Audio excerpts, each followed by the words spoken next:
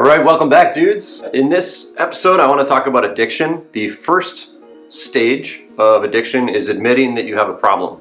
This is my fourth Yamaha Phazer. I figured when you own four of them, you should get a hat. So, got my 1980s hand-knit Yamaha knit hat here. Anyway, yeah, I bought another one. Why? I don't know. Some of my friends have been asking me, are you losing it? Probably. Pandemic's been going on a long time. My partner's immunocompromised. I don't go anywhere. I just work on stuff just because that's what I like to do. So if you're into this and cars and boats, whatever, subscribe somewhere around here. But in this episode, I wanted to talk about why I'm addicted to these Yamaha Phazers. So pretty much everything I own has been liquid cooled. Liquid cooled motors put out more power. I wanted more speed, but with the more speed and more power comes more weight because you have to hold all that liquid and additional stuff with a liquid cooling system. You got to have a heat exchanger in the tunnel. All the pipes are filled with coolant. So there's all this more mass, right? The Phazer that I purchased last year was the first fan cooled sled that I've ever owned. And I was blown away. Fan cooled sleds typically are lower horsepower, so I didn't really even consider them. And the other thing is today's sleds are so much bigger and so many more features that if you get a fan-cooled sled, which is lower horsepower, on a bigger sled with all sorts of crap on it, it's not as fun, right? But the Phazer was a performance fan-cooled sled. So it was aimed at being fast and fun, but it's also fan-cooled, so it's really light. If you get stuck, guess what? You can lift it up. If you want to move it on and off a trailer, yeah, you can lift it on like a trailer too. It's a light sled, and the chassis is just smaller in every dimension compared to newer stuff. That sled was so much fun that I actually sold my 99 ZR600. I did a whole video series on that thing last season. I'll put the link up here. The reason I sold it is because my girlfriend and I have two newer sleds, which are great for trail riding. But if we want to go mess around and just not really trail ride, but go screw around in the woods, it's really awesome to have something light. And that's where the Phazer kind of hit me unexpectedly. It's so light that getting stuck isn't a problem. And also the way it responds to your body, because it's so much lighter, is just, I don't know, it's more like riding a dirt bike or a mountain bike in the snow than other snowmobiles. It's just really small and responsive and just fun. So over the summer, I acquired two more Yamaha Phazers. So I bought another one for my girlfriend because it seemed like it was in decent shape, had electric start, which she really wants, and I'm gonna build that one to play off trail as well. However, then in midsummer, I found a deal on a long track Phazer with a bunch of mods that's gonna be a really cool build. I had to get it. So the cost of buying the parts to replicate that was way higher than what I paid for it, so still stoked about that thing. And at that point, I had three Phazers. Man, that's one too many. I really didn't need another one, but I found this one for sale, and I'm gonna show you why I bought it. So I'm not even sure what year this is. Someone can probably let me know from the graphics, but the reason I bought it is it just looked really cool. In the for sale ad, there was a shot just like this, and it just looked awesome. And I didn't even really initially notice why it looked cool. And then I started looking at the pictures a little closer, and I noticed that it had these. And most Phazers don't have this negative scoop right here, and it just looked chonky and aggressive, and it's because it has this custom wide body kit. And I've never seen this before anywhere on the internet. I know that there's some mentions of wide body Phazers in random obscure places on the internet, but I've never really seen one in detail, and none of them looked like this. So apparently there was some Yamaha racer, last name Bender, that created some Phazer widening kits to widen the front track to make it more aggressive and flatter in the turns, I guess. But even looking up Bender wide body Yamaha Phazers, you're not going to find anything with this scoop.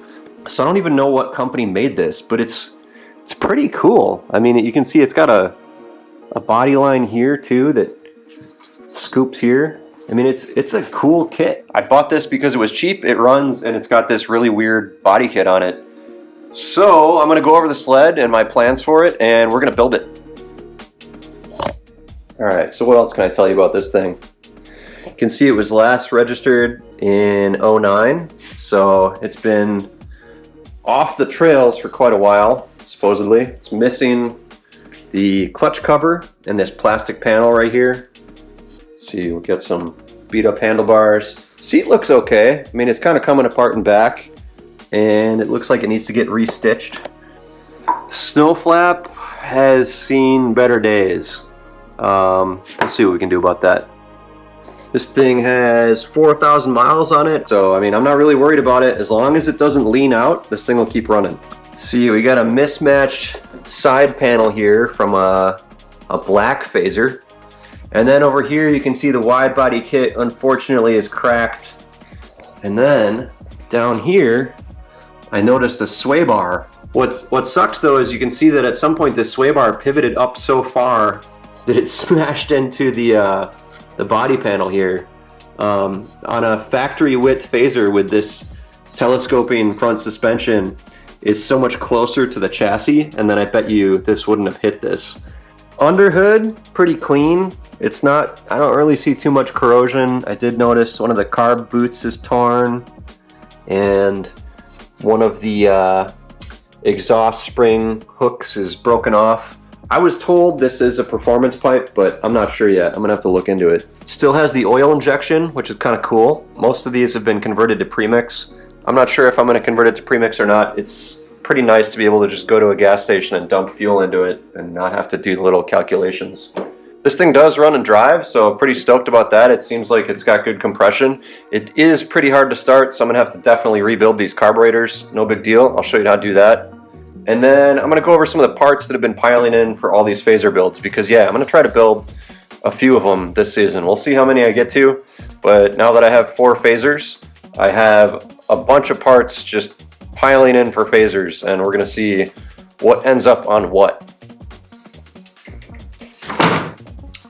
I think this thing is pretty cool looking. It's a little newer than my other sleds, but that black panel had to go, so I went to eBay, bam! We're gonna see if it matches.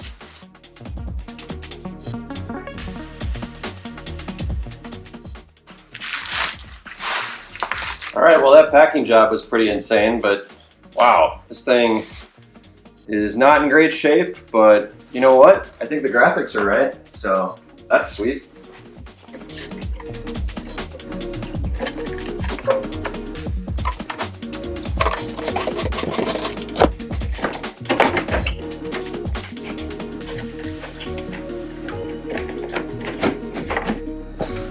Tight. So one thing I didn't check out when I bought this thing was the skid. I did look at the track, and you can see these lugs they're torn off in a couple places. The studs are pretty much flat by now, and the track overall just looks like junk. But what happened was when someone mounted studs on the outside of the track, it chewed up all the rubber from the wheels here.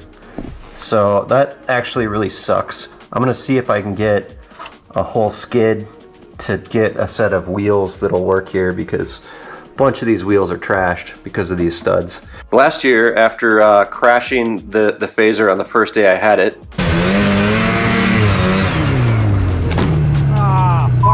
I wanted to get a new track. These older sleds are just getting less and less common. It was actually cheaper for me to get some 136s and some rail extensions than it was to find a 121. I did find one 121, that's this guy here. It's probably the roughest one, but you know what, it's still way better than the track on here. This would be for more of a trail focused build.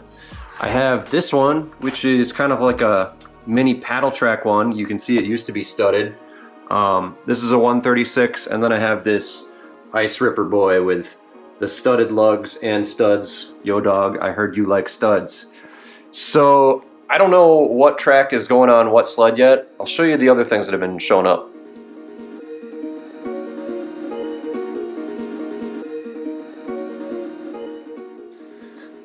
So these are Sly Dog powder hounds, 7 inches wide. You kind of see they have a weird kind of inverted triangle keel. to get more grip on the snow there, and also a deeper keel than like a typical trail ski. These ones are really weird. I didn't even know what brand they were. You can see they say PPD, Madison, South Dakota. I was Googling around on the internet and it's hard to find any information on these things.